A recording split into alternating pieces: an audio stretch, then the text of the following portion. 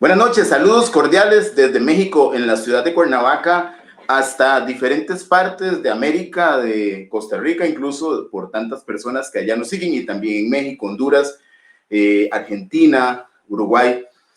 Un tema más de conversaciones generativas donde tenemos el propósito de hacer una devolución, generar conocimiento o bien reflexiones, con un tema muy interesante hoy que tiene que ver con una institución costarricense que es el Congreso, la Asamblea Legislativa, como le llamamos, pero más interesante y más importante aún, la persona que ha tenido la gentileza de acompañarnos para conversar y darnos una lección. Yo lo llamaría así, una lección es conocer más allá de lo que algunas veces los ciudadanos percibimos desde las noticias, llámese el grupo de diputados o los proyectos que se tramitan, y es todo el trasfondo que existe en una organización tan importante como esta en la vida política y social de un país.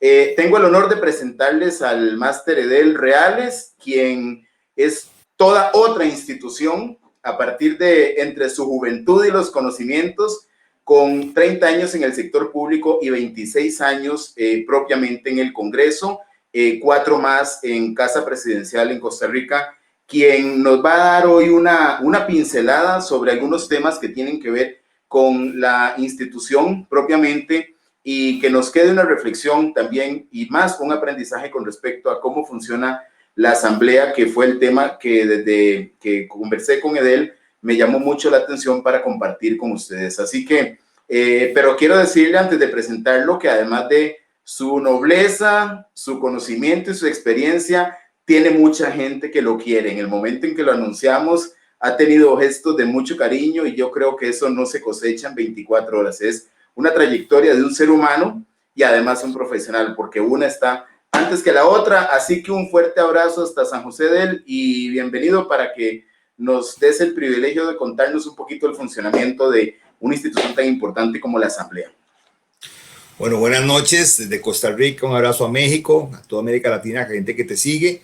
Un honor compartir con vos en este espacio, y muy comprometido porque he visto a la gente que has entrevistado de alta calidad, alto profesionalismo, y que con gran compromiso poder compartir conocimientos que sean del agrado del público que te acompaña, y que también se entienda un poco esa dinámica de los congresos, de los parlamentos, ¿verdad? Que son mundos a veces oscuros que la gente no entiende porque están acostumbrados a ver, digamos, los 2 o 3 minutos que los medios de comunicación muestran, o la página del periódico que se muestra naturalmente, pero digamos que detrás de esas noticias que son rápidas, y ahora con los Twitter y con Facebook y con Instagram, ¿verdad? Hay toda una estructura institucional que sin ella el proceso de la legislación, tanto en Costa Rica como en cualquier lugar del mundo, no se llevaría a cabo de manera exitosa. Y cuando digo exitosa es pensando que cuando la Asamblea Legislativa, el Congreso, el Parlamento emite una ley, lo hace para resolver una necesidad social, ¿verdad? Porque la Asamblea Legislativa responde a las necesidades de la sociedad, necesidades económicas, políticas, culturales, y los diputados o congresistas, como se denominen en el tema jurídico de cada país, recogen esas necesidades y tratan de plasmar a través de una legislación una respuesta social para que ese conglomerado de un país pueda ordenarse, pueda regularse, pueda vivir más armónicamente. Y claro, es toda esa dinámica propia de un parlamento. Edel, generalmente los ciudadanos recibimos como el producto terminado, como clientes, como usuarios. Esperamos que la Asamblea genere los proyectos, las leyes, y estamos como muy cerca de eso a través de los medios. Pero hablando como organización, en el caso de Costa Rica, ¿cuál es la estructura administrativa? ¿Cuáles son las posiciones permanentes? ¿Cómo funciona un congreso? ¿Cuánta gente lo conforma? ¿Y cómo es esa estructura? Bueno, la Asamblea Legislativa de Costa Rica lo conforma actualmente alrededor de 900 y pico de funcionarios. Tiene conformado, como vemos, en 2 columnas, uno que es la parte administrativa y la parte de fracción política, que son como se dividen los funcionarios. Los de fracción política son el personal que está asignado directamente a la señora o señor diputado, y la parte administrativa, de esa podemos hablar, digamos, de otras dos patitas de la mesa, en el cual tenemos toda la parte de administración, proveeduría, departamento financiero, departamento de servicios generales y todo lo que es la parte de legislativa, que es una estructura que en Costa Rica y a nivel latinoamericano es de las más sólidas, que le permite todo el proceso de acompañamiento en la formación de la ley donde yo me encuentro, ¿verdad? Que es la Secretaría del Directorio. Entonces, en el caso de Costa Rica, digamos, podríamos decir, digamos, con gran orgullo que nuestra estructura es una estructura muy formal, en el cual tenemos departamentos de asesoría permanente, que se conoce como departamentos de servicios técnicos, los departamentos de comisiones, que es toda la estructura de personal administrativo que atiende el tema de las comisiones legislativas, el tema de otro departamento que es servicios parlamentarios, que atiende toda la parte de plenario y la parte de asesoría previo y post a la ley, y la parte en la que trabajo yo, que es la Secretaría del Directorio, que es, digamos, la estructura formal que tiene el directorio en el plenario legislativo, y trabajamos todo el procedimiento previo, durante y post de la sesión de todos los actos que se realizan. Esa es más o menos a grandes pinceladas la estructura formal de la Asamblea Legislativa. En la parte, digamos, que me corresponde a mí, que es en la parte legislativa, y la gente debe entender esto, es todo un grupo de profesionales que acompañan la formación de la ley. Y aquí hay que pensar esta formación de la ley como esa matita, una mata, que sembramos la semilla, que nace como una idea, que el diputado la plantea como una idea. Esa idea a veces viene germinada con raíces muy profundas, y cuando digo con raíces muy profundas es porque representa una necesidad muy profunda en la sociedad que hay que resolver. Hay leyes que tienen estructuras sociales muy profundas, y aquí vamos a poner temas, para que la gente me entienda, temas actuales. Derechos de las mujeres, ¿verdad? A veces se entiende que ya están dados, y por el contrario son raíces muy profundas, que esa semillita en distintas áreas hay que fortalecerlas, en derechos políticos, en derechos de participación política, en derechos de igualdad sobre el tema de violencia doméstica. Costa Rica acaba de aprobar una ley sobre el acoso callejero, en fin. Pongo el ejemplo del tema de la mujer porque es uno de los más sensibles, ¿verdad? Por más legislación que hemos hecho sobre el tema del femicidio, en Costa Rica, lastimosamente, siguen ocurriendo hombres que matan a su compañera sentimental, y entonces esa legislación hay que fortalecerla. Pongo el ejemplo porque podemos tomar ejemplos de la niñez, de cultura, de los indígenas, temas financieros, temas penales, que esas pequeñas semillas de los diputados los presentan a través de proyectos de ley, y hay que germinarlas, hay que como decir, arar el campo para que esa semilla germine y llegue a florecer, digamos, en una ley de la República. Entonces, en cada etapa, y aquí por eso hago la analogía de una mata o una siembra, en cada etapa de ese proceso de germinación y cosecha final, hay que ir abonándola, hay que ir regándola, hay que ir cuidándola para que la ley final salga de la mejor manera. Claro, alguien me podrá leer, alguien me podrá escuchar por ahí y me dice, bueno, pero es que los diputados o diputadas, en el caso de Costa Rica, en muchos lugares, hacen leyes malas. Bueno, el problema es que, por eso ponía el ejemplo de la raíz, porque a veces, o es muy común que la Asamblea Legislativa, como en Costa Rica, en todo lado, responda de manera atrasada a las necesidades de la sociedad. Y el diputado, o la diputada, cuando trae esa idea, esa semillita que tiene raíces muy profundas, responden ¿a qué? A necesidades puede ser de años, de meses, de décadas, de algún tema que hay que resolver. Y el problema es que por más esfuerzo que se haga para tratar de formar esa ley o que esa cosecha sea la mejor, ¿verdad? Hay que entender que la Asamblea Legislativa es un órgano político que usted da, o el área técnica da las mejores decisiones o las mejores ideas para que la decisión política es la que se tome finalmente.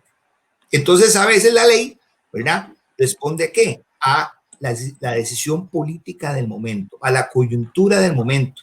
Y posiblemente esa ley no responda a todas las necesidades que se querían resolver en ese momento, a todas esas raíces. Entonces, es lo que vemos normalmente en todos los congresos, y en Costa Rica no es una excepción, que se aprueba una ley de una cosa y a los meses o al año hay que reformarla, adicionarle, agregarle nuevas cosas a esa ley porque no resolvió lo que se pretendía.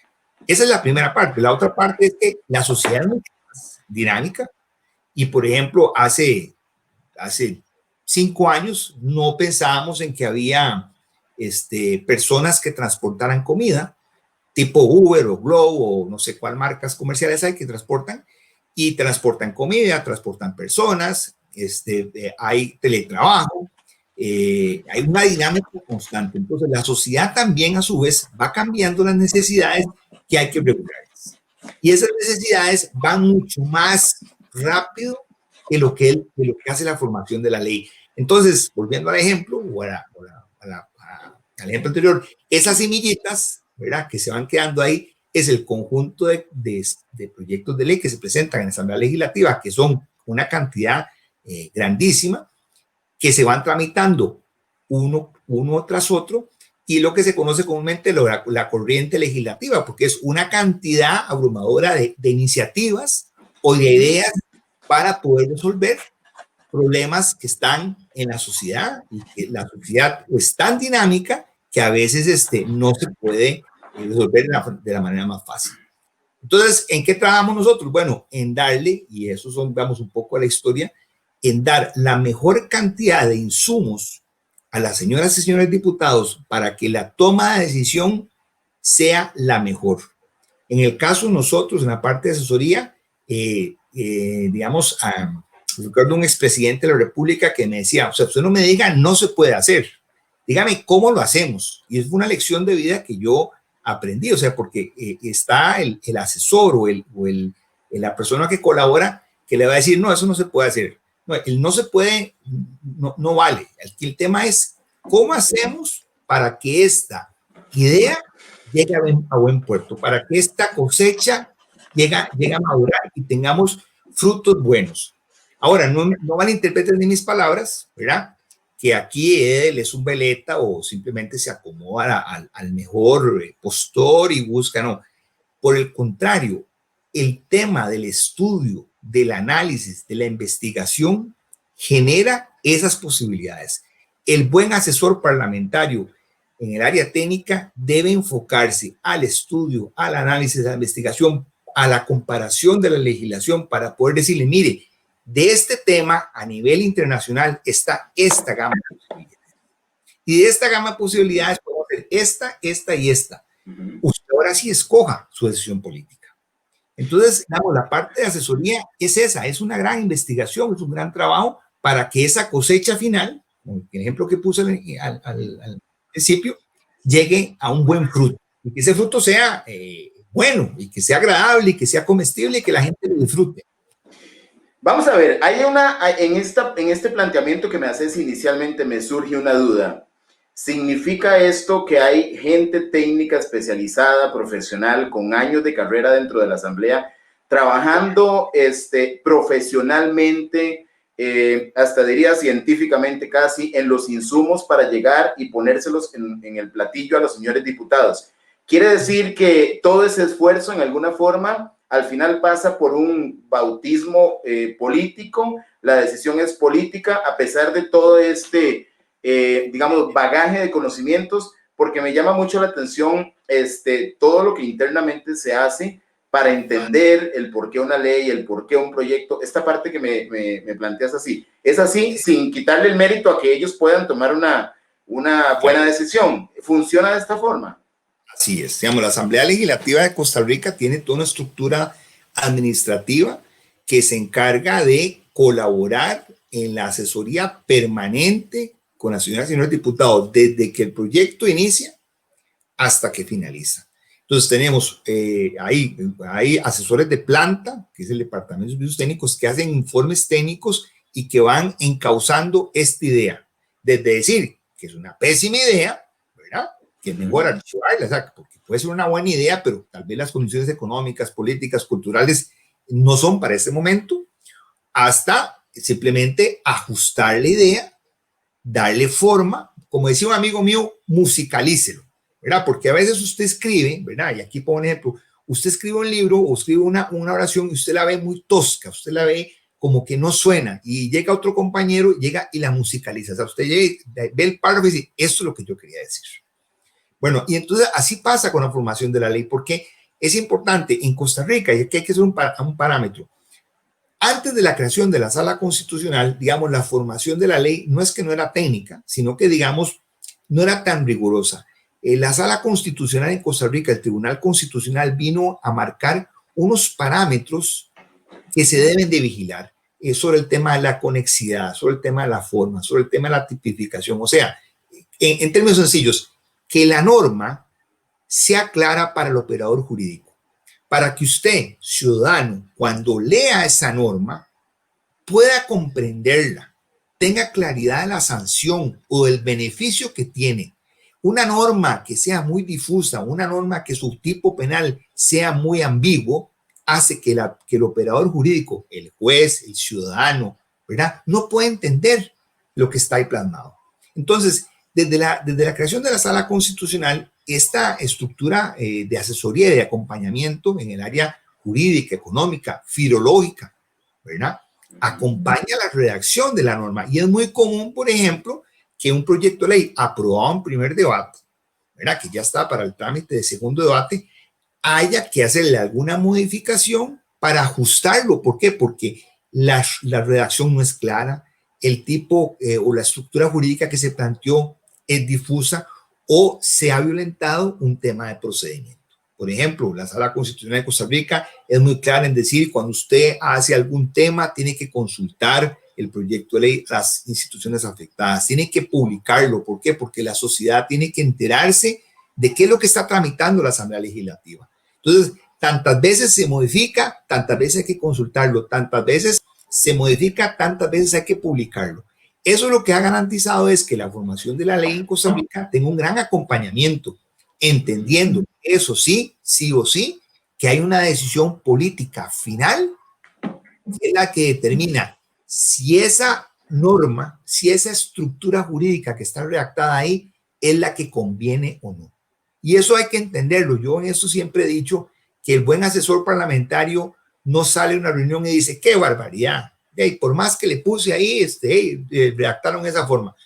Eso no me corresponde a mí. Para eso son las elecciones. Para eso cada 4 años el sistema político determina a quién nombra.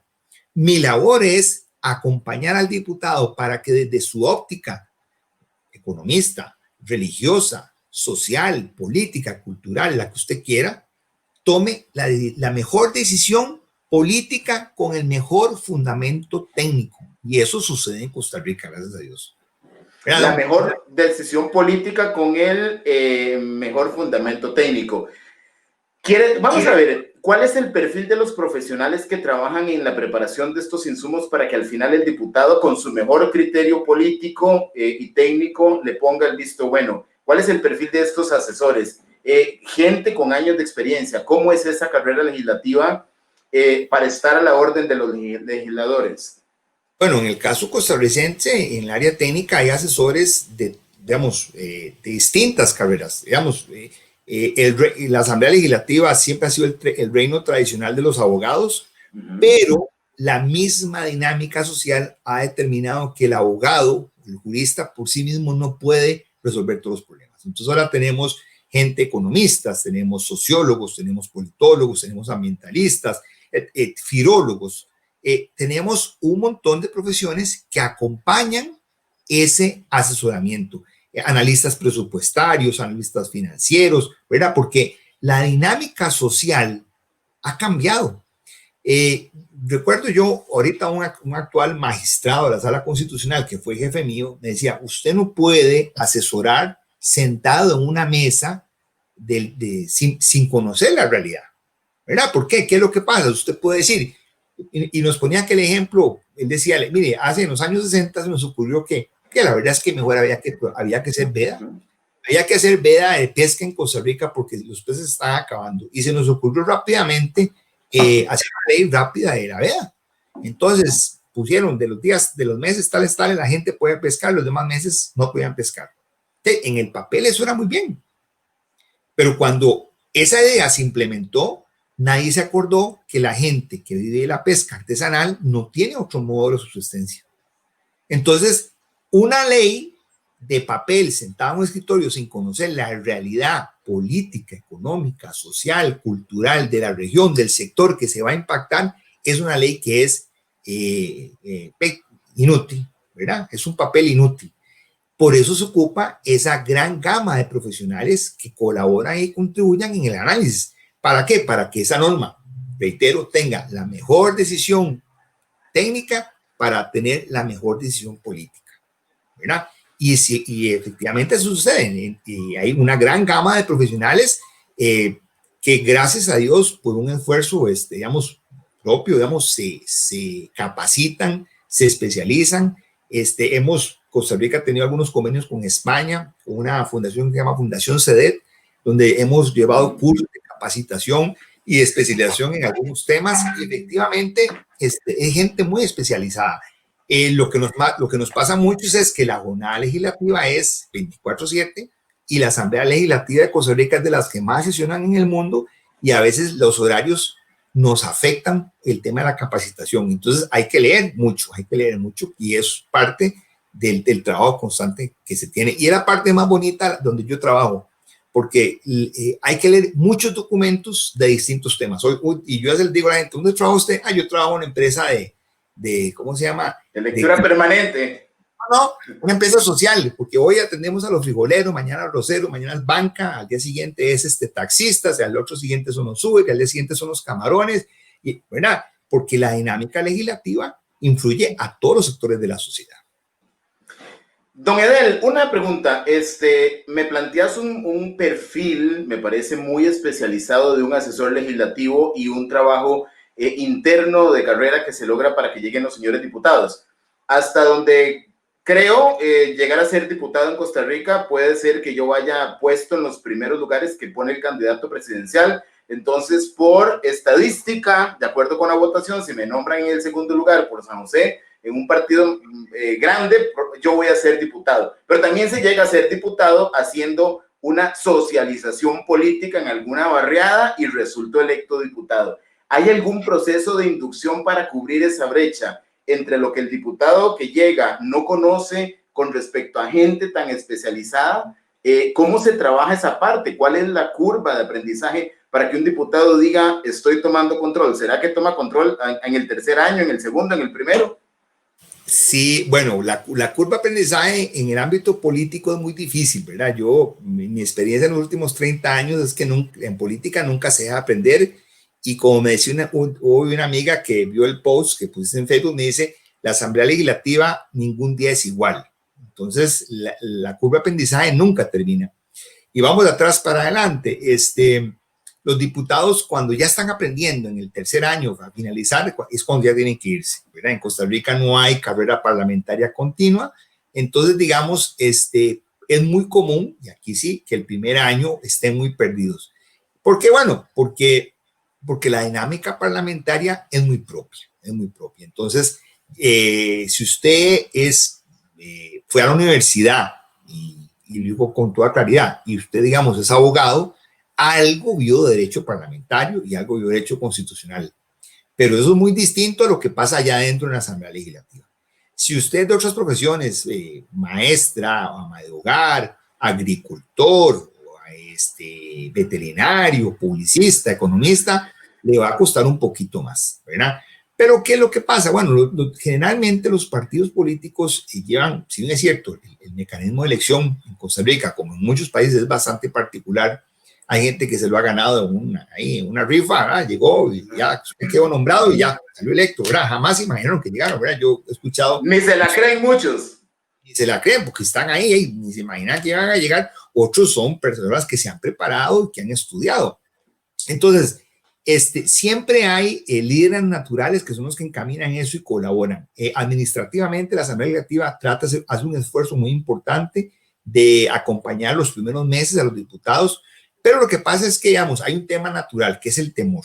¿Quién es? ¿Quién es Edel? ¿Quién es? ¿Qué me va a traer algo nuevo que yo no sepa, verdad? Entonces uno tiene naturalmente que ir ganándose la confianza de ellos, ir explicándoles por qué uno está ahí, cuál es la labor de uno. Y digamos, naturalmente vamos encontrando las afinidades. A veces uno no es un billete de $100 y no le cae bien a muchas personas, ¿verdad? Y tal vez no tiene ese acercamiento con ese diputado como lo tiene con otros. Pero, digamos, se acompaña permanentemente desde que arranca el proceso hasta que finaliza. Al final, muchos diputados y diputadas se dan cuenta que uno está ahí verdaderamente para colaborar y para ayudar. Y la frase que yo muchas veces tengo, yo hubiera sabido eso hace 3 años, ¿verdad? ¿Verdad? Y bueno, pero es que hace 3 años usted tal vez no me hacía caso, no entendía por qué yo estaba aquí o por qué yo le dije no haga tal cosa, ¿verdad? Esa curva de acompañamiento se da. Aquí es importante otra cosa importante. Vamos a ver, hay diputados, ¿verdad?, que se preparan mucho para este proceso, lo toman muy responsablemente, estudian, analizan, van a reuniones previas, lo llaman a unas reuniones, o que por su misma afinidad les interesa el tema y se preparan. Por ejemplo, el caso más común, o el que yo siempre cito, es el de la diputada doña Carolina, la que fue presidenta de la Asamblea, doña Carolina Hidalgo. Ella fue asesora, ¿verdad? Pero digamos, fue una asesora que ella en su visión tenía claro que ella iba a ser diputada y se preparó para ser diputada. Entonces, digamos, llevaba una gran ventaja. Tan es así que, bueno, por las condiciones políticas es presidente de la Asamblea Legislativa y tuvo un periodo de legislación muy importante. Hay diputados que repiten, como el caso de don Carlos Ricardo Benavides, que repite, ¿verdad? Entonces son diputados que también tienen una ventaja, el diputado que repite, como don Víctor Morales, ¿verdad? Entonces, esos diputados que ya repiten o que se han preparado o que han sido asesores parlamentarios, de una u otra forma encaminan o ayudan a los que son inexpertos, ¿verdad? Pero el acompañamiento es permanente, para garantizarles eso. ¿Por qué? Porque esa misma dinámica parlamentaria es muy complicada. Y aquí yo pongo para que ustedes lo valoren en sus casas cuando vean las noticias. La agenda parlamentaria, yo por el tema legislativo, pues me encanta estudiar mucho los distintos congresos del mundo y todos son parecidos. Las agendas parlamentarias son muy amplias, son de todos los temas posibles. Y entonces al diputado se le consulta, o el medio de comunicación hábilmente busca a Manuel Gamboa y le va a apuntar tema de gas. Y le caigo con un tema del gas. Y tal vez Manuel sabe que es un gas y sabe que es petróleo por ahí, que es producto, subproducto, pero que se puede hacer cosas. Saberse todos los temas es dificilísimo. Ser un todólogo es difícil y ser todólogo especialista es mucho más difícil. Y esto les agrego otro asunto más importante. Cada día la legislación es mucho más específica. O sea, posiblemente hace 3.000, 2.000 años la legislación era muy sencilla, ¿verdad? Porque pusimos 10 mandamientos y con eso no la jugamos. Pero cada día esa legislación hay que especializarla. ¿Por qué? Porque cada día la sociedad es mucho más complicada, es más compleja, tiene más elementos. Entonces, el diputado saberse todas las materias, y lo pongo en la Asamblea Legislativa, el orden del día, la agenda parlamentaria en sesiones ordinarias ronda 300 asuntos. Saberse la materia de 300 asuntos es dificilísimo, es imposible. Entonces, los medios de comunicación, a veces, el periodista malintencionado muchas veces va y pregunta al diputado que sabe que posiblemente de ese tema no va a saber. Bueno, y claro, y es lo que la gente ve, adelantándome tal vez un poco en la conversación, lo que la gente ve en los medios de comunicación, dice, ay, qué muchacho más tonto. O sea, ¿cómo va a estar ahí diputado si no sabe algo? Pero claro, pero eso usted lo ve en función de una pregunta sencilla. Cuando usted lo ve en función de una agenda parlamentaria, más de 300 asuntos, cada uno igual de complejo o muy complejo. Y a esto le agrego un tema importantísimo, Manuel, y todos los que nos escuchan, complejo y que afecta a algunos sectores muy particulares y que son sensibles para esos sectores, porque posiblemente a Manuel y a Edel no les afecta el tema del acoso callejero, ¿verdad? Y puede ser una ley cualquiera, pero bueno, la ley que se aprueba hace un mes en la Asamblea Legislativa responde a un sentir muy particular de las mujeres que cuando caminan por las calles sienten que hombres, ¿verdad? Las acosan, ¿verdad? De forma natural, dicen improperios de forma naturales, y es un sentir, es un asunto sentir, y era importante, yo invitaría a que alguno leyera las actas del plenario de muchas diputadas donde cuentan sus historias, como a ellas a los 13, 15 años, cuando sus mamás las mandaban a hacer un mandado en el supermercado, alguna persona sacó su miembro masculino, alguna persona les dijo a su corta edad alguna vulgaridad, y cómo ellas relataban ese sentimiento de una falencia de legislación que eso se evitara. Y ellas con gran orgullo y con gran sentimiento planteaban que era un gran éxito para la sociedad costarricense. Cuando usted plantea eso en el entorno general de las leyes, será una ley más, pero para ese sector es una ley importantísima. El tema del acoso callejero, el tema de una autorización para que se traslade un terreno para la construcción de un EVAIS o de un acueducto, la donación de un terreno para construir una escuela, un empréstito internacional. Cada ley que se tramite en la Asamblea Legislativa tiene un sentimiento muy profundo en la sociedad y es un tema muy profundo. Entonces, por eso me devuelvo. Cuando usted le pregunta a un diputado de un tema muy específico y posiblemente no responda, hay que entender que la agenda parlamentaria es tan amplia, que es dificilísimo aprenderse todos los temas. Yo puedo por aquí citar cientos de ejemplos de donde uno a veces no entiende lo que se está redactando, porque esos temas muy complicados. Y los pongo de tarea para que lo busquen, tal vez se los voy a poner en el Facebook ahí citado, la ley de la emisión de gases, la que se aprobó en Costa Rica para el tema del humo de los carros. Miren, ustedes leen esa ley y es un montón de fórmulas. Y yo le decía a la gente del Ministerio de las Públicas, ¿ustedes están seguros que ahí con eso se regula que los carros no echen más humo?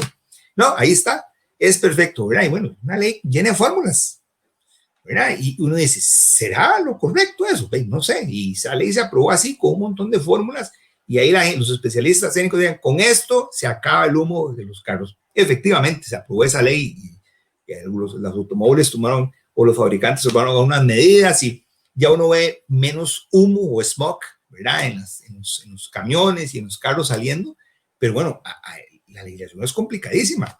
Y yo a veces, yo me acuerdo de esa ley porque yo molestaba, y si le quitamos un 2 a esta fórmula, y yo decía, yo lo hacía en mofa para molestarlos, porque yo no entendía nada de lo que estaban planteando ahí, porque una ley muy específica. Es igual como el tema de, no sé, la ley que se está pendiente de aprobar, la pesca de arrastre, ¿verdad? Ahí vienen un montón de elementos técnicos de cómo deben ser las mallas para que los barcos recojan la pesca y no afecten tanto el resto del manto acuífero, ¿verdad? Y uno dice, bueno, esa es la norma técnica, pero sabrá uno cierto si es la norma técnica. Bueno, los especialistas saben de eso. Y lo único que uno tiene que hacer es entender que el especialista recomendó y esa es la norma que está ahí, ¿verdad?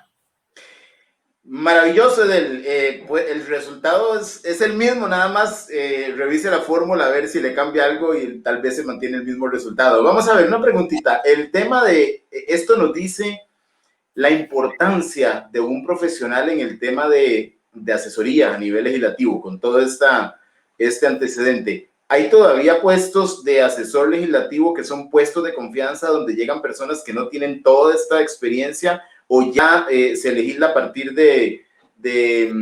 digamos, de funcionarios, o más bien se trabaja con funcionarios que son estrictamente legislativos por todos estos conocimientos que son tan necesarios para que un diputado pueda mejorar su criterio y no le vayan a salir con la pregunta quisquillosa en un medio de comunicación?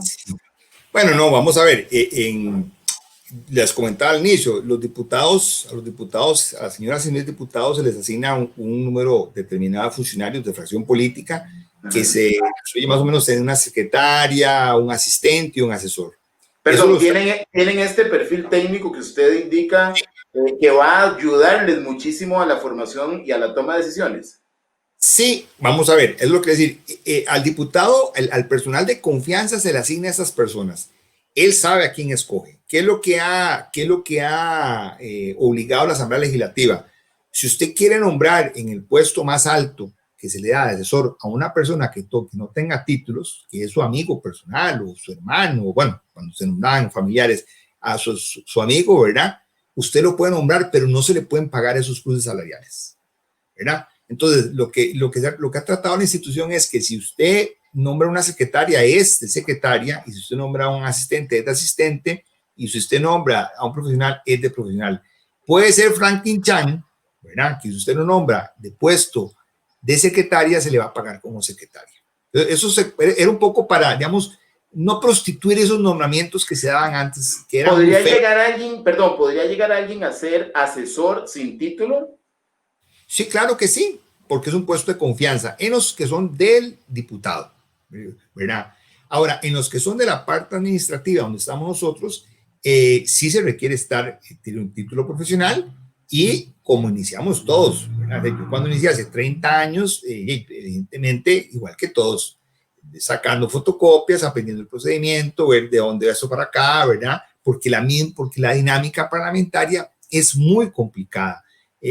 ¿Verdad? Tiene sus procesos internos, tiene su mismo lenguaje, hay un lenguaje, me acuerdo yo, y aquí yo con un pasaje, doña Laura Chinchilla fue diputada, me invitan a participar en Casa Presidencial, y entonces yo en la parte legislativa, y entonces yo con doña Laura Chinchilla, cuando se dio cuenta que yo estaba ahí, nos saludamos y todo, y comenzamos a tener una buena relación. Entonces, yo le hablaba el lenguaje legislativo de doña Laura Chinchilla. Entonces yo le decía, porque digamos, la gente le pide una audiencia al presidente, hablar del proyecto de ley tal, y yo le mandaba un papelito, un post amarillo que decía expediente tal, y le decía frases que, vamos a ver, decía así, en COMI 120 N mociones, que estaba en comisión, en lugar 120, y que tenía una cantidad de emociones terrible,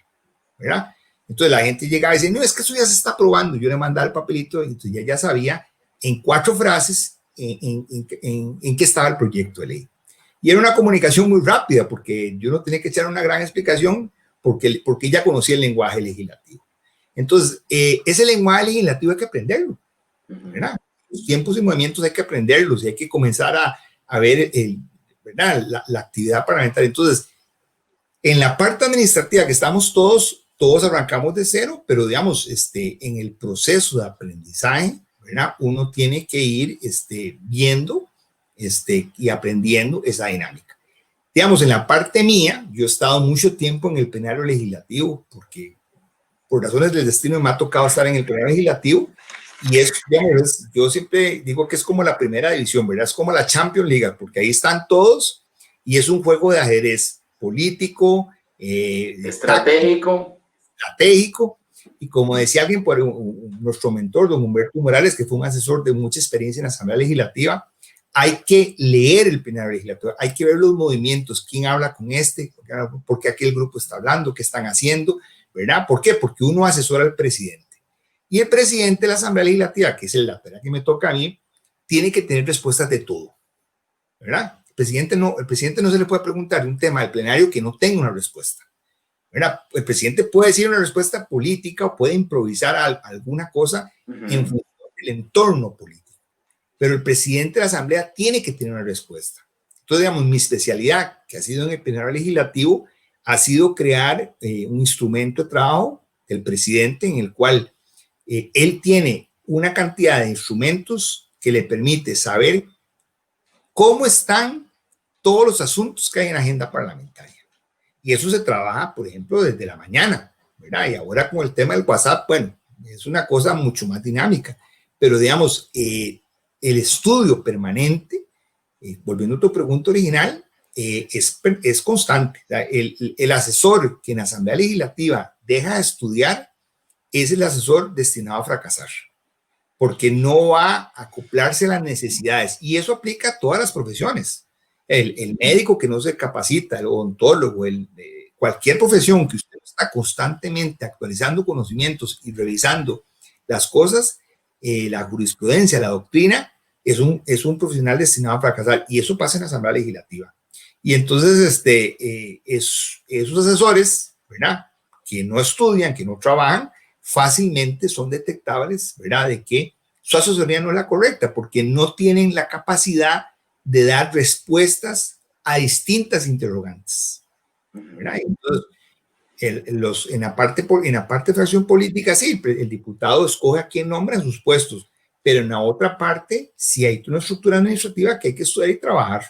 Y la historia, 30 años me ha demostrado que los vagabundillos, la persona que es un poco vagabunda, hablemos aquí en términos claros, ¿verdad?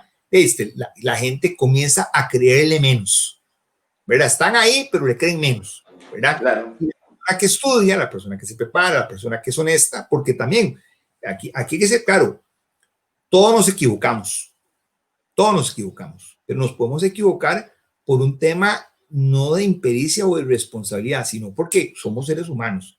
Pero la idea es tener la mejor cantidad de temas o de opciones para no equivocarnos, ¿verdad? Y yo así lo esto, yo siempre uno tiene que ser como el mandrake, ¿verdad? Como el mago, ¿sí? Tal cosa y uno saca de aquí una respuesta. Ah, no, pero tal cosa y uno saca otra respuesta por aquí y uno va sacando respuestas de forma natural y tranquila. Y dice, ese carajo, ¿cómo sabe? O sea, no es que cómo sabe, es que hay que estudiar. Entonces usted llega estudiado, ¿verdad? Y usted tiene respuestas. Y lo planteo igual, un médico que no se prepara, cuando llega a la operación, ¿verdad? La gente de los programas de televisión, así lo con mis hijas, ven programas de televisión y los ven ahí, pues, muy bonito el programa de televisión, y quítele y póngale, pero hay que sentarse a estudiar. Un abogado que no se prepara llega al juicio y su cliente pierde el caso. En fin, o sea, un contador que no se prepara bien hace una contabilidad mal. Un coaching como vos que no se prepara bien, que no ve el entorno, que no lee el entorno, va a dar una asesoría incorrecta. Y eso sucede en la Asamblea Legislativa. Hay un tema de mucho estudio y de mucha preparación para que esa parte técnica dé la mejor respuesta. ¿Cuál es la plantilla de asesores con ese nivel de especialización internamente? La plantilla, ¿cuánto sería más o menos? Sí.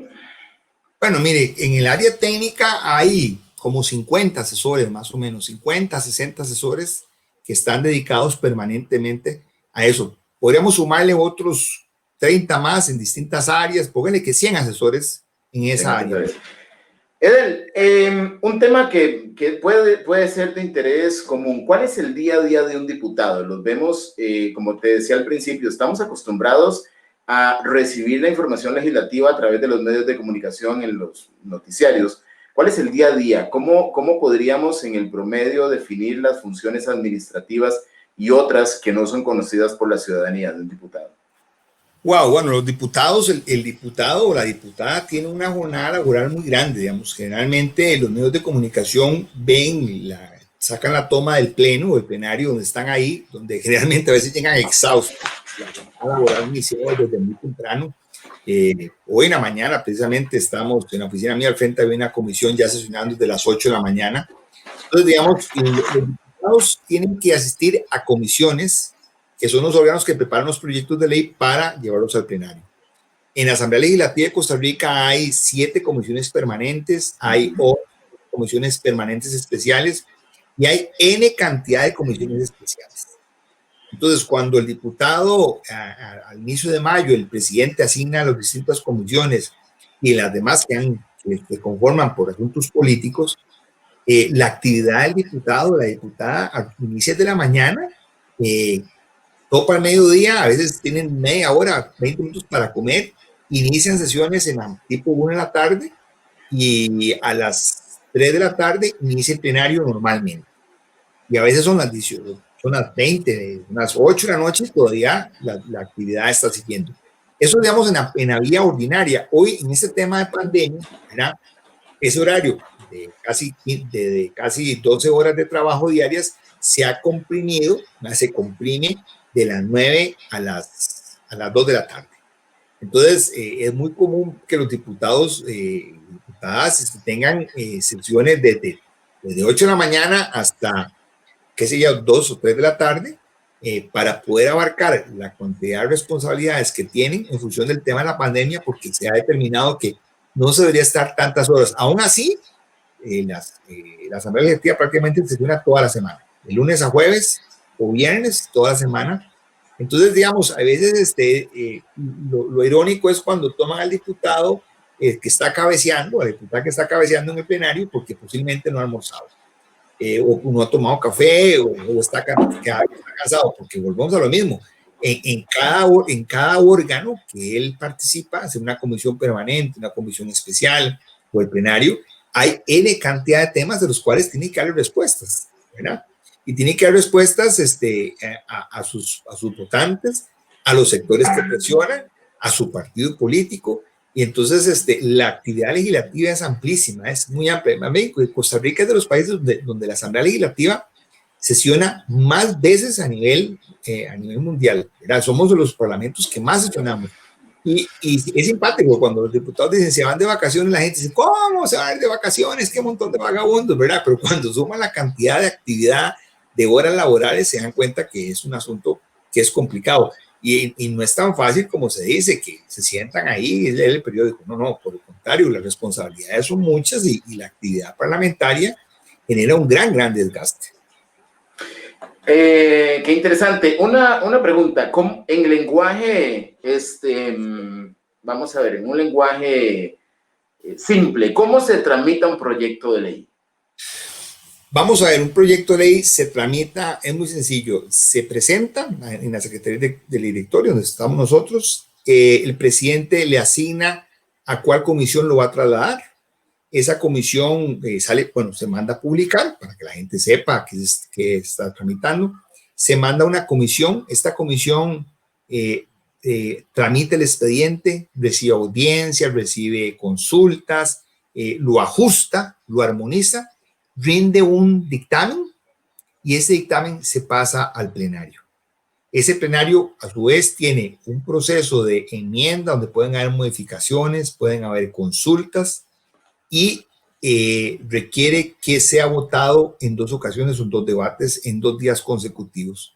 Después de eso, pasa a la firma del presidente de la Asamblea y pasa a la sanción del presidente de la República para ser publicado. Digamos, es como el hilo conductor más sencillo. Eso. Ahora, eso puede durar 1 semana o puede durar 20 años, ¿verdad? Ese hilo conductor, ¿verdad? Porque ese proyecto de ley, yo lo puedo utilizar una figura que se llama dispensa de trámites, o sea, dispensar el trámite de publicación, de comisión. Al día siguiente se vota en primer debate, un día después se vota en segundo debate y esa misma noche, como ahora hay Gaceta Digital, sale publicado en la noche. Entonces, una ley podría presentarse un lunes, votarse el martes en primer debate, votarse el jueves en segundo debate y salir publicado en el alcance del viernes en la mañana. Eso es, ¿verdad? Una ley de un gran acuerdo, de una gran necesidad. Muchas de esas de la pandemia se tramitaron así. O puede durar 20 años, ¿verdad? También hay otras leyes que son más complicadas, como la ley de iniciativa popular o una reforma a la Constitución política. En fin, hay distintos tipos de leyes que se tramitan de distintas formas, pero digamos, el hilo conductor es ese: se presentan, van a comisión, van al plenario y de ahí se aprueban como ley de la República. Pero como todo órgano legislativo, responde, hay 1000 procedimientos y hay 1000 formas de avanzar y atrasar una ley. Parte del trabajo mío es ese, ¿verdad? Un diputado me pregunta, ¿cómo hago yo para que avance? El otro me dice, ¿cómo hago yo para que eso no avance? Yo generalmente le digo, a los dos les doy la misma respuesta y al final le digo, mire, vaya, hable con Manuel, porque si usted no habla con don Manuel, que es su adversario político, negocien entre gente grande y se ponen de acuerdo, porque usted me está preguntando cómo hago para que avance, el otro me dice cómo hago para que eso se atrase. Pónganse ustedes de acuerdo. Y esa transparencia es lo que uno hace, ser transparente y ayudarlos para que ese hilo conductor, ¿verdad?, sea lo más rápido posible. Porque si no, entonces, vuelvo al ejemplo original, la semillita que usted sembró ahí como una idea muy novedosa, se le va a quedar ahí, porque no avanzó y no germinó, y no hubo cosecha como ley. Edel, una inquietud con respecto al primer aporte y un término que es muy conocido y nos ponen cada día los medios de prensa siempre, o lo hacen presente. El término corriente legislativa, cuando hablabas de corriente al principio, sí. Corriente literalmente significa que hay muchas cosas que están ahí haciendo fila que nunca van a ser resueltas, nunca se van a tramitar. ¿Es cantidad de cosas o cómo podemos entender corriente legislativa? Exactamente. Bueno, la corriente del río, ¿verdad? Es una corriente que va, exactamente, es un cúmulo de cosas que van ahí. La Asamblea Legislativa es como un río que arranca y va avanzando y avanza porque no se detiene. La Asamblea Legislativa, los parlamentos no se detienen. ¿Y por qué no se detienen? Bueno, porque responden a las necesidades de la sociedad. Entonces, las necesidades son tan crecientes y la necesidad de regulación es tan importante que en esa corriente de cosas, ¿verdad? Es un tema que está ahí, ¿verdad? Es eso, o sea, es la corriente como tal, como digo, muchas cosas están ahí, pero yo siempre, para que la gente me entienda, a veces es como el río, ¿verdad? Ahí va, ¿verdad? Porque no se detiene, ¿verdad? Y aquí es importante, porque haciendo las analogías, dicen que los ríos no se detienen, ¿verdad?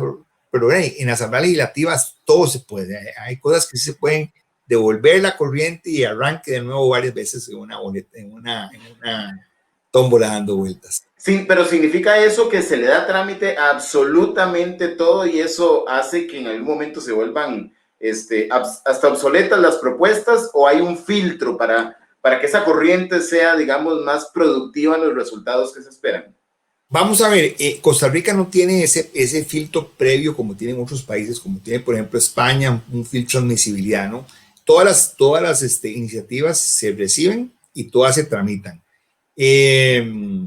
A ver, ¿qué es lo que ha pasado modernamente? Digamos, los diputados o la Asamblea Legislativa se ha ido renovando constantemente en crear mecanismos de tramitación rápida porque las necesidades son muchas. Hay muchos proyectos de ley, hay muchas necesidades que resolver. Entonces, digamos, en los últimos años se han creado mecanismos para que la agenda parlamentaria sea mucho más dinámica y mucho más rápida. ¿Por qué? Vamos a ver, los proyectos de ley en ese hilo conductor que les contaba tienen etapas o de procedimientos, que es de consulta, de publicación, de audiencias. Entonces, ¿qué es lo que se ha ideado en los últimos años? Crear mociones o agendas semanales o diarias y se plasman a través de un mecanismo que se llama la moción de posposición. Entonces, por ejemplo, hoy vamos a ver proyectos que se llaman de quema días. Entonces, son proyectos que se van tramitando en una etapa. El día siguiente vamos a ver otro tipo de proyectos de ley en otra etapa. Y vamos madurando los proyectos de ley. Los proyectos de ley que hay que irlos madurando, ¿verdad? Hay que irlos sazonando y madurarlos. Porque todos no se pueden tramitar al mismo tiempo. Entonces, lo que sea, estas agendas de posposición y agendas diarias van ajustando los proyectos de ley en esa corriente legislativa para ir planificando las agendas y los proyectos de ley.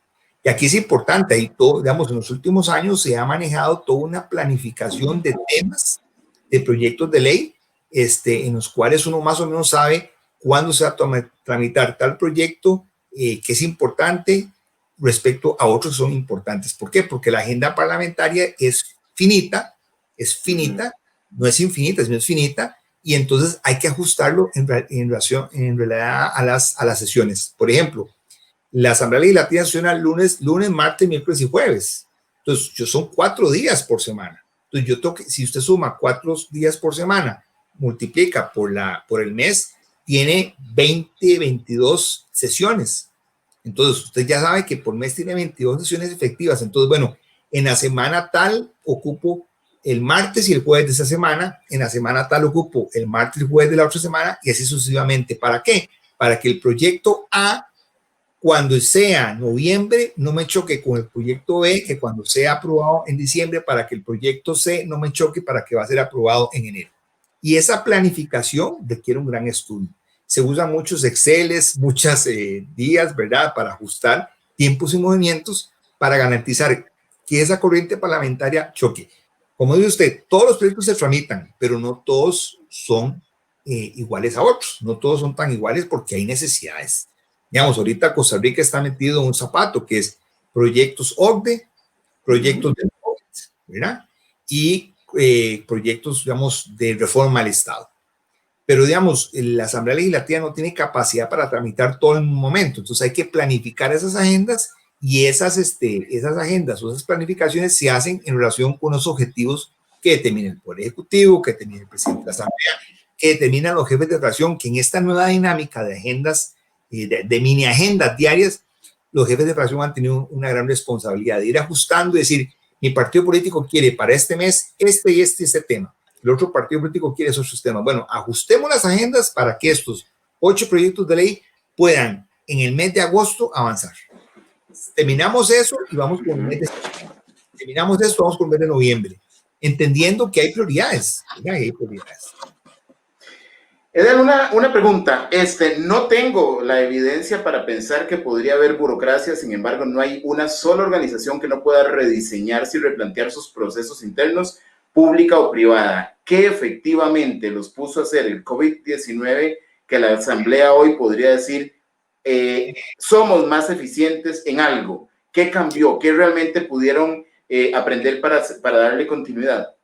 Bueno, digamos, la pandemia que estamos viendo, que continuamos viendo, ha definido muchos temas. Vean, por ejemplo, obligó a replantear un tema que era como un mito, que era hacer sesiones virtuales. O sea, ya se aprobó la reforma del reglamento para que las señoras y señores diputados puedan hacer sesiones virtuales, así como estamos trabajando usted y yo en este momento.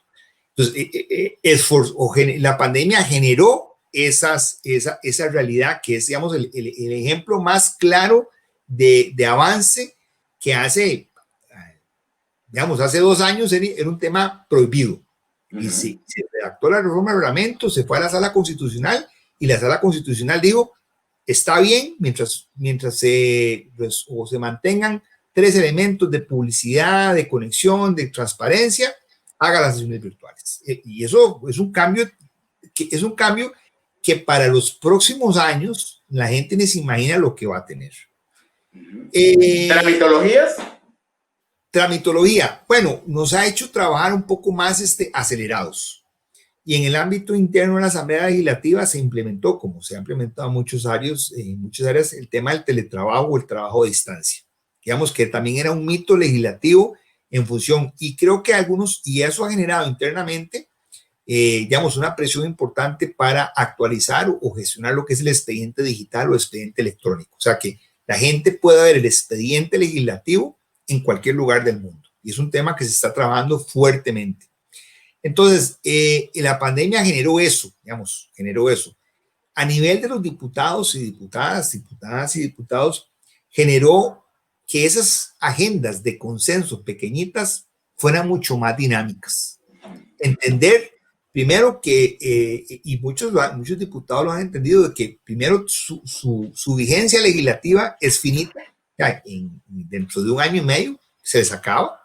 Entendió que las necesidades de la sociedad son muchas y que hay que ponerse de acuerdo, y eso ha generado de que los proyectos de COVID, ¿verdad? La primera tanda de proyectos de COVID fuera muy efectiva, fuera muy rápida, y ahora, bueno, se han atrasado algunos proyectos del COVID en función de, que también hay la Asamblea Legislativa tiene un elemento que se llama control político, o sea, que no hemos hablado de ese tema. O sea, la Asamblea Legislativa, por un lado, hace leyes, pero por otro lado, hace una función que se llama control político. Y pues los diputados de todas las fracciones políticas han entendido de que efectivamente hay muchas necesidades que resolver, pero que hay que hacer un control político, de cómo se están utilizando esos recursos. Y eso es lo que ha trazado, esta segunda etapa de proyectos COVID, que ha hecho que, la agenda parlamentaria pues se haya un poquito detenido. Y indudablemente, el panorama electoral está a la vuelta de una esquina. Estamos en agosto del año 2020 y las elecciones son en el 22. O sea, si usted suma los meses, estamos a 1 año y 8 meses, quitándole Navidad, Semanas Santas, es 1 año prácticamente. 1 año. Y 1 año, queramos o no, va a haber nuevo presidente en Costa Rica. Entonces, esos elementos han hecho que existe una pausa, pero la pandemia indudablemente nos obligó a muchos a acelerar el proceso de trabajo y a entender de que las respuestas de la sociedad costarricense eran ya, o sea, no se podían dilatar. Entonces, la pandemia ha generado eso, que las agendas sean mucho más dinámicas, sean mucho más rápidas y exista, ese compromiso de resolver con más eficiencia las necesidades de la sociedad. Claro, y aquí soy clarísimo, para que el que escuche este video después, las necesidades que ha generado la pandemia son innumerables, ¿verdad? O sea, yo no tengo claridad de cuánto va a cambiar Costa Rica y el mundo después de esta pandemia. Y eso lo está haciendo la Asamblea Legislativa. Entonces, esto ha cambiado. El problema es que estamos en un cambio de generación, ¿verdad?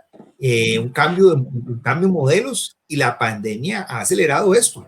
Probablemente es un tema que algún especialista en sociología te podrá ampliar un día con mucho más calma, y estaré atento para verlo, hacia dónde se vislumbra que va este mundo. Y la Asamblea Legislativa no ha sido ajeno a esta realidad. ¿Han dejado de hacer más trabajo político y se han puesto a trabajar más en proyectos país? ¿Se percibe eso en la Asamblea? No confundamos, como decía un amigo mío, la gordura con hinchazón. O sea, la Asamblea Legislativa es un ente político. O sea, los parlamentos son entes en sí políticos.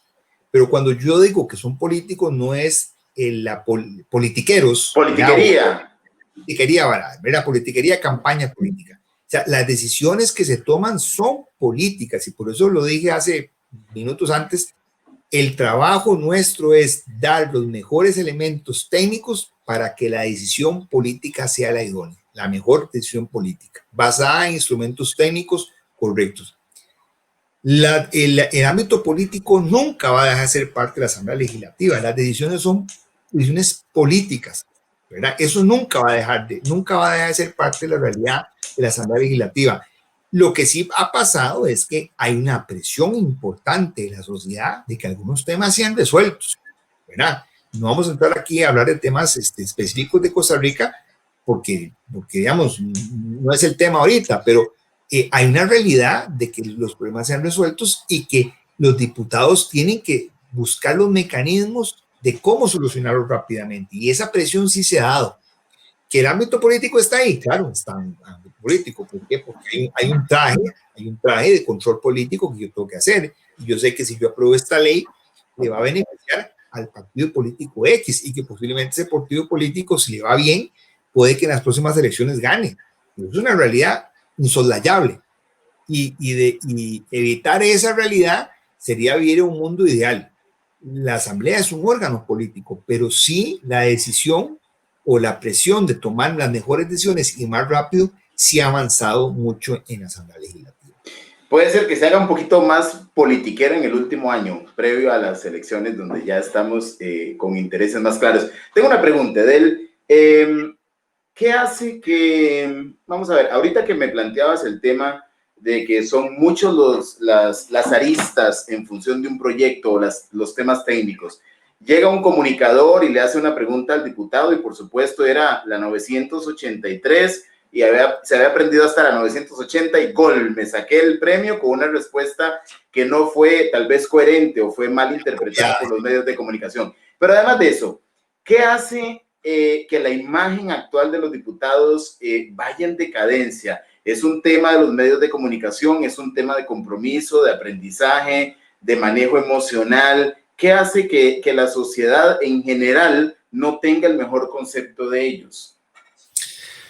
Bueno, no me corresponde a mí defender, digamos, la imagen de los diputados, ¿verdad? Porque, digamos, no, pero es muy interesante lo que planteas desde la parte interna. Cuando hablas de este vasto conocimiento en áreas muy técnicas, pues me parece muy apropiado saber que yo no puedo saber de todo.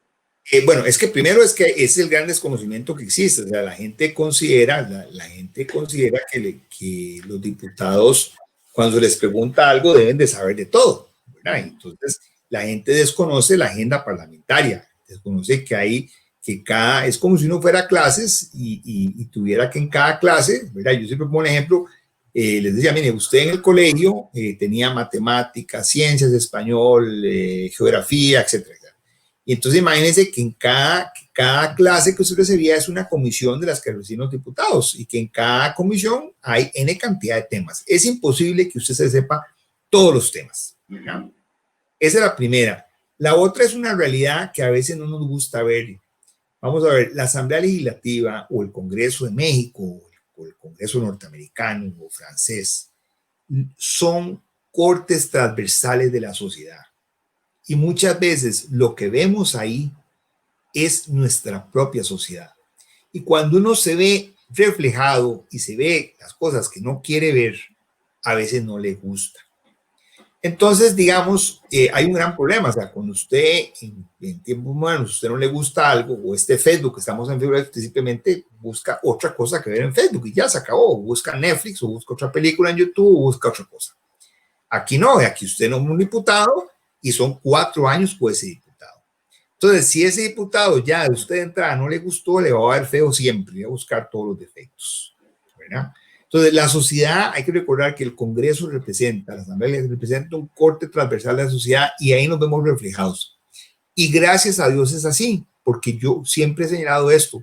No podemos pensar en un Congreso que sea de eruditos, de ilustrados, porque la riqueza, la formación de la ley lo da la diversidad. Ocupamos hombres y mujeres, amas de casa, agricultores, veterinarios, economistas, qué sé yo. Y esa es la riqueza que hace que la formación de la ley sea integral. Entonces, ¿por qué los diputados tradicionalmente tienen mala imagen? Bueno, porque vemos lo que no nos gusta de la sociedad costarricense, ¿verdad? Y esas empatías no nos gusta, ¿verdad? A veces y nos incomoda, que además no nos gusta y lo tenemos que soportar 4 años o 5 años dependiendo del sistema político. Ese es el primer elemento, de que a veces la gente no lo conoce. Segundo, el medio de comunicación tiene que dar una noticia que venda. Si yo le pregunto siempre a los que saben, la respuesta va a ser preguntas de las que ya sé lo que me van a decir. Mejor voy a buscar a un diputado que sé que me va a dar una respuesta que sea incorrecta. O busco, como le pasó a la diputada, creo que fue a Corrales, o no, a la diputada anterior, doña Silvia de San Ramón, que la agarraron recién electa, le hacen una pregunta y se lo estoy pensando. Y fue la mofa de 4 años, lo estoy pensando, ¿verdad? Porque ella fue una respuesta muy natural, es que estoy pensando tal cosa y lo tomaron de mofa. Entonces, eso es otra realidad. Yo sé que posiblemente los periodistas me van a caer a palos con esto, pero es una realidad y el periodista va a buscar la noticia, la que le salga más bonita. Y por eso, por ejemplo, van y los llaman y le dicen, mire, venga para acá, dígame la segunda estrofa del himno nacional, ¿verdad? Y esa es la noticia cliché, ¿verdad? El diputado no sabe el himno nacional, porque usted la agarran en frío, le dice, cánteme la segunda estrofa, usted dice, la pucha, no, el patrio, ya te enredaste. El tercer elemento que a veces hace que la imagen del diputado es porque los diputados son seres humanos y los diputados se enojan, tienen sentimientos, tienen expresiones y entonces, claro, cuando el diputado se enoja o la diputada se enoja, alza la voz, golpea la mesa, ¿verdad? Esa es la noticia que la gente se deja en la retina y ve diputado malcriado, berrinchoso, vulgar, irrespetuoso, etc. Bueno, ¿por qué? Porque hay relaciones, porque hay un debate.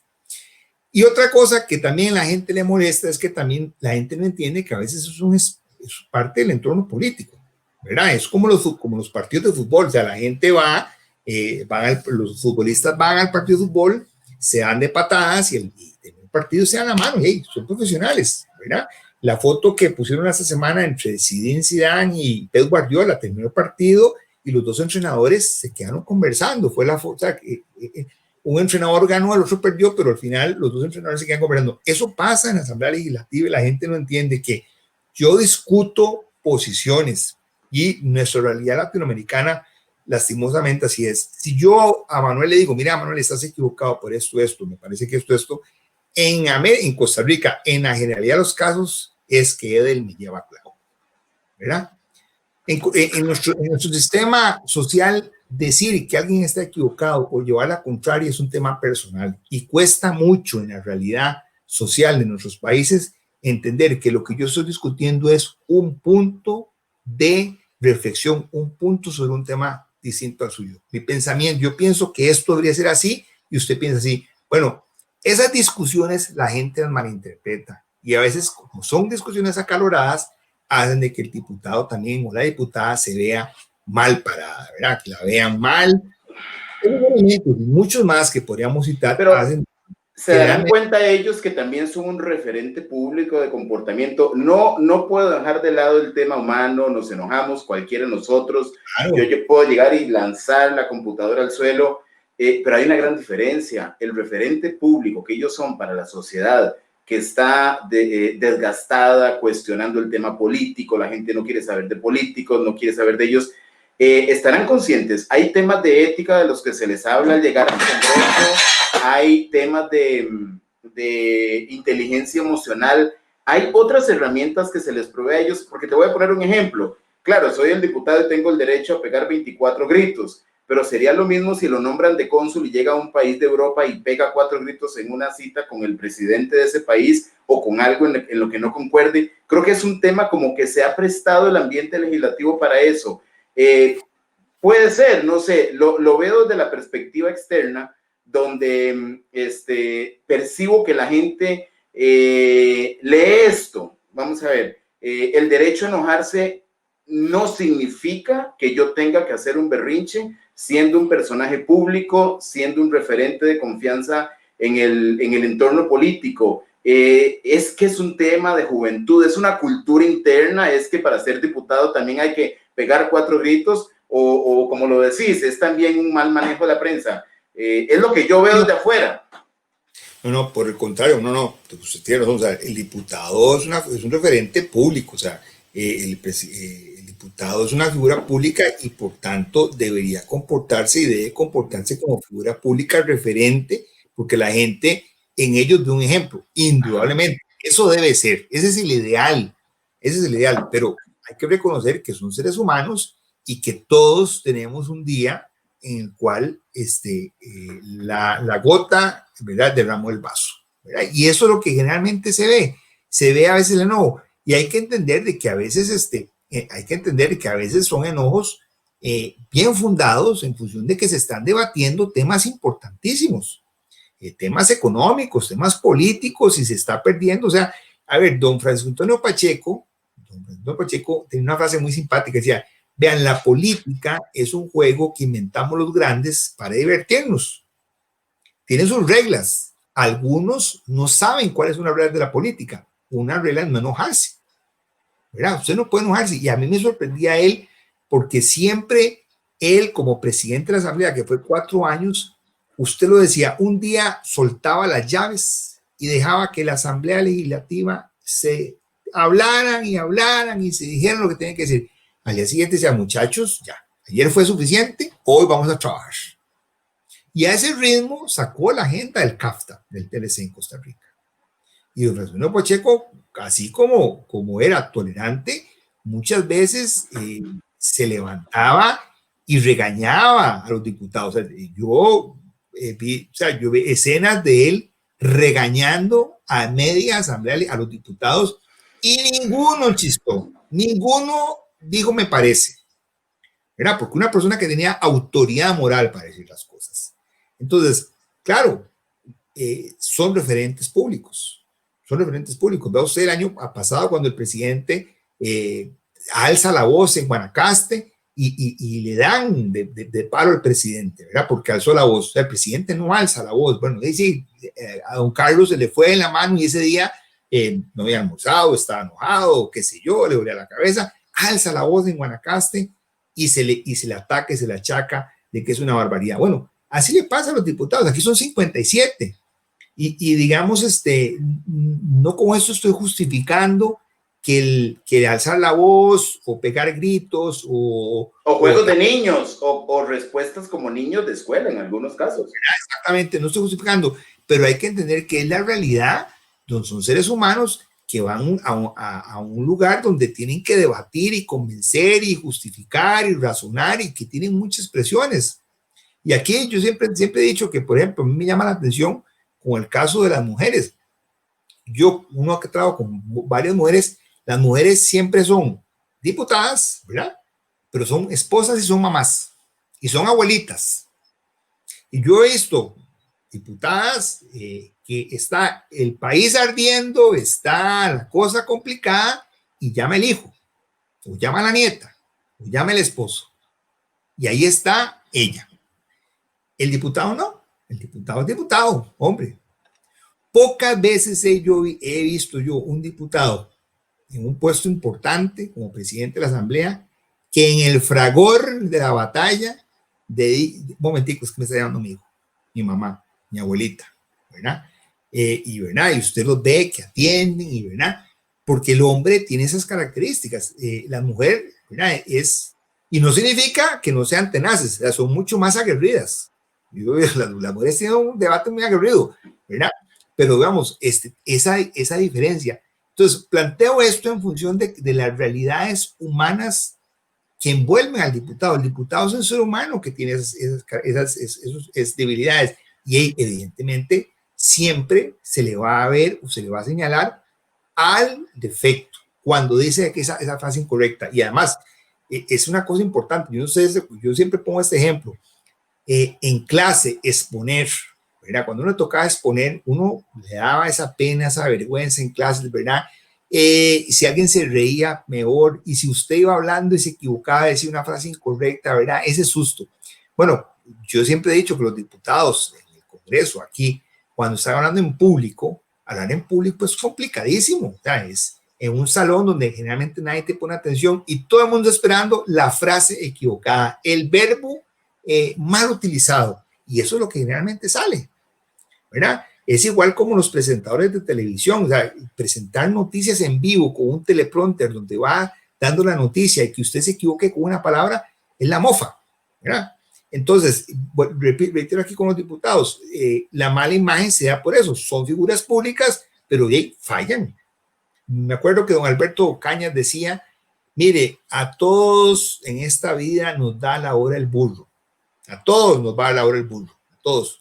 Ojalá que nos dé dormidos, ¿ya? Pero lastimosamente a veces nos da despierto. Don Alberto lo decía de forma muy coloquial, digamos, burlándose en algún momento de algún diputado, pero decía, miren, a todos nos da la hora el burro, todos en algún momento nos da la hora el burro, hacemos burradas y decimos tonteras, pero ojalá nos dé dormidos, pero a algunos les da despiertos y no se dan cuenta, porque están en ese momento en que nos da la hora el burro. Reitero las palabras de don Alberto Cañas, porque, digamos, son muy coloquiales, pero representan esa realidad del ser humano. Los diputados son seres humanos que responden a esas necesidades y que muchas veces explotan porque simplemente la presión. ¿Ah? Nada más con una diferencia. Tienen la confianza de quien les dio su voto y quieren ver algún comportamiento diferente. La pregunta es, ¿tienen estrategas de imagen? ¿Hay alguien que les hable de inteligencia emocional? ¿Hay alguien que poco a poco les hable de cómo manejarse ante escenarios públicos? ¿Hay esto en la asamblea? Incluso cómo manejan la imagen. ¿Tienen asesores de prensa o es por su cuenta? He visto algunos que en redes sociales están ahí como una hormiguita planteando y diciendo lo que hacen. No hay ninguna contingencia a nivel de herramientas con profesionales. Vamos a ver, porque me lo planteas y lo entiendo, somos humanos absolutamente todos, pero en una empresa corriente, si hay un grupo de gerentes que empiezan a comportarse así, probablemente van a llamar a relacionistas públicos, gente que maneje la comunicación, gente que ayude a mejorar la imagen. A nivel de imagen, ¿hay algo a lo interno que trabaje este aspecto en los señores diputados y diputadas? No, digamos, los diputados tienen sus asesores de imagen o de comunicación. Ahora está muy de moda porque las redes sociales son muy dinámicas, ¿verdad? Algunos sí trabajan ese tema de inteligencia emocional o de estrategia, principalmente algunos que están pensando ya en el siguiente estado de proceso político, ¿verdad? Que sean candidatos, entonces ya se van cuidando más ese proceso, pero no es usual que esté en eso, ¿verdad? En algunos casos uno siempre trata de acercarse con ellos y siempre, digamos, cuando yo puedo, uno se acerca, les dice, vea, tenga cuidado con esto, fíjate con esto, te da confianza. Recuerdo con una diputada de este actual periodo constitucional que al inicio hablaba muy poquito y yo le decía, pero porque usted no habla, usted es digamos, voy a decir una profesión, usted es veterinaria, usted es hable desde su punto de vista como veterinaria. O sea, ¿para qué usted le va a pelear al abogado, a los que están al frente suyo que son abogados economistas? No, háblele desde su perspectiva. Usted como veterinaria, mire, esto es así, yo como veterinaria entiendo desde las ciencias médicas esto y esto y esto, y esta ley se ve así. Yo siempre ponía el ejemplo de un diputado de Liberación Nacional que se llamaba don Israel Ávila, que era agricultor, y siempre don Israel, recuerdo en mis tiempos, hace varios tiempos, mire, yo como agricultor, comenzaba haciendo eso, a mí me parece que este proyecto de ley, y yo como agricultor lo veo, y se echaba unos discursos, ¿verdad? Y decían las 4 verdades, ¿verdad? Y decía, pero yo soy agricultor, ¿verdad? No me hagan caso, ¿verdad? Claro, yo se escudaba en ese concepto, ¿verdad? Pero era un gran orador, un gran estudioso, ¿verdad? Entonces, ¿qué es lo que pasa? Muchas veces, como no tienen esos asesores de imagen, como usted los plantea, o no se les asesora adecuadamente, es prueba y error, prueba y error, prueba y error. Algunos diputados pasan 4 años a pura prueba y error y no entendieron, otros rápidamente entienden la dinámica y saben cómo es el asunto. Pero digamos, esa es la labor en algunos casos, acercársele y motivarlos a que hablen, entender que tienen que ser, que hay que tranquilizarse, ¿verdad? Que a veces no se ganan todas las batallas, pero bueno, es parte de la dinámica. Vamos a ver, es muy difícil también mantener una imagen así como usted lo plantea, como un community manager, ¿verdad? Un vendedor de imagen, cuando usted representa un partido político y representa tal vez algún sector social, porque ya de antemano ya esto está enmarcado, ¿verdad? Digamos, y entonces eso ya te enmarca mucho, ya tú, cómo te van a ver. Digamos, seamos claros y transparentes, los diputados que son electos de un partido religioso, en Costa Rica en este periodo constitucional tenemos 14 diputados partidos religiosos, ¿verdad? Que ahora están divididos, ¿no? Son diputados que ya usted los enmarcó, ya sabe lo que piensan, ya sabe cómo llegaron y sería muy difícil que se salieran de ese entorno, ¿verdad? Entonces, ese tipo de conceptos de imagen, ¿verdad? También a veces habría que valorar muy bien porque ya usted está enmarcado, ¿verdad? Si usted es un partido socialista, ¿verdad? Y usted tiene claridad, ¿cómo se llama? Tiene claridad hacia dónde lo van a ver para la gente.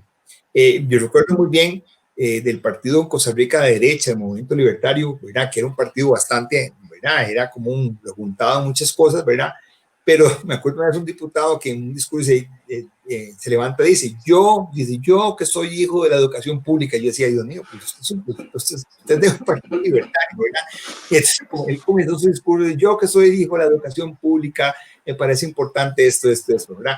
A veces también el entorno ideológico, ¿verdad? Que se les olvida. Los enmarca. Entonces, eso también, y eso sucede aquí, en todo el mundo, en todo lado, digamos, uno ve. A mí me gusta mucho el concepto norteamericano, donde los congresistas ya vienen marcados, que ya se sabe cuál sector representan. Entonces, ya la gente sabe, mire, este es ambientalista, este va por los hidrocarburos, este es un tema de los sectores financieros. Es mucho más transparente que nuestro sistema, que no se sabe quién nos financió, no se sabe quién nos apoya, no se sabe cuáles son sus ideales, no se sabe a qué entorno vienen. Entonces, esa imagen a veces es muy difusa. Entonces, como dice usted, no contratemos una persona de imagen que nos ayude a enfocarla. Pero a veces esos asesores de imágenes, ¿verdad? Digamos, van a tener un gran problema cuando ya se tiene una etiqueta preestablecida. Y llámese partidos políticos tradicionales, Liberación, la Unidad, son corruptos, ya de antemano son corruptos, van a decir ya un sector importante. Estos del PAC son progres, ¿verdad? Estos religiosos son religiosos, conservadores. Los otros son, ¿verdad? Entonces ya son etiquetas que están planteadas, porque el electorado ya sí los identificó. Entonces, ese tema responsabilidad de los partidos, entonces, empezar a trabajar las etiquetas. Los partidos políticos deben invertir mucho en ese proceso para que ahora sí, si usted lo ve como una empresa, un partido político bien ordenado, usted lleva representantes que sean los mejores, que le garanticen que la gente diga, no, es que los diputados de ese partido político son buenos, ¿verdad? Hablan bien, se expresan bien, aportan buenas ideas, defienden la ideología tal, defienden el sector tal. Bueno, mucha responsabilidad de los partidos políticos. Lo veo mucho más profundo, que yo sé que usted quiere llegar a ese punto, es un tema también de educación, ¿verdad? Un tema de educación, de valores, donde nuestra sociedad no está a veces enfocada en el tema de la tolerancia, del respeto, del diálogo, del análisis. Y cuando esos elementos fallan, ¿verdad? Lo más fácil es la otra parte. El exabrupto, el grito, el pleito, la confrontación diaria.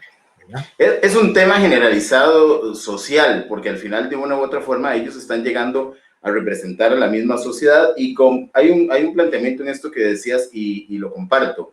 Sí, se da y el ser personaje público tiene un costo mayor. Sin embargo, con el dolor en el alma, y lo he visto entre colegas educadores en un colegio, he llegado a ver, vamos a ver, insultos entre profesores, un tema de ética, un tema de valores con estudiantes alrededor, cosa que usted dice, es inaceptable. ¿Cómo puede ser que se estén tratando tan requete contra mal en un recreo frente a estudiantes? O sea, después buscamos resultados diferentes haciendo nosotros como educadores eso.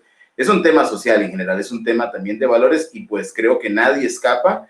La gran diferencia es que al ser públicos, pues obviamente hay una expectativa y tienen una imagen muy, digamos, muy visible en forma permanente. Pero bueno, muy interesante. Señor Edel, nos hemos ido 24 minutos con su tiempo y tenía como 30 temas más, pero yo sé que cuento con su bondad y vamos a estar en otro momento viendo algunos temas muy técnicos, que es muy bonito entender todo esto para quienes no tenemos la más mínima idea de cómo funciona un congreso, que creo que es de mucho valor el poder aprender esto porque genera una reflexión.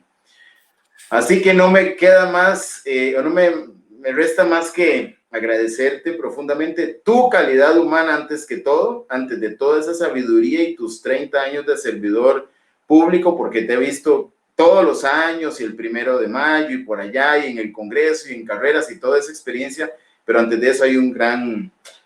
alguien me mandó un mensaje hoy hablándome de él y es un tipazo, pues la verdad es que es ese. Y sí, ese tipazo es el ser humano noble que está por ahí, pero además con gran sabiduría en estos temas que son muy interesantes y que no se buscan en la universidad como en un diplomado de un año, ¿verdad?